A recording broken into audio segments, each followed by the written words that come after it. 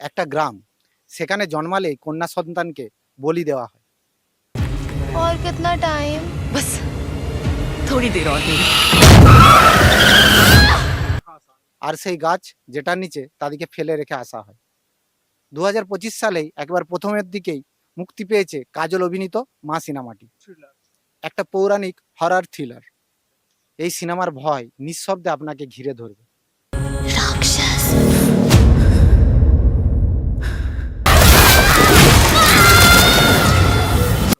পরিচালনায় বিকাশ ফুরিয়া, প্রযোজনায় অজয় দেবগান। তাই বিজিএম থেকে ক্যামেরা সবেতেই কাঁপুনি। গল্পে কাজল তার মেয়েকে নিয়ে ফিরে আসে সেই অভিশপ্ত গ্রামে, কিন্তু একের পর এক নাবালিকা গ্রামে অদৃশ্য হতে থাকে। पहला लड़की नहीं है जो गायब हुआ। कब से हो रहा है ये सब? 3-4 महीना से लड़की लोग गायब होता है। আর কিভাবে মা কালীর কৃপায় কাজল তার সন্তানকে ফিরে পাবে?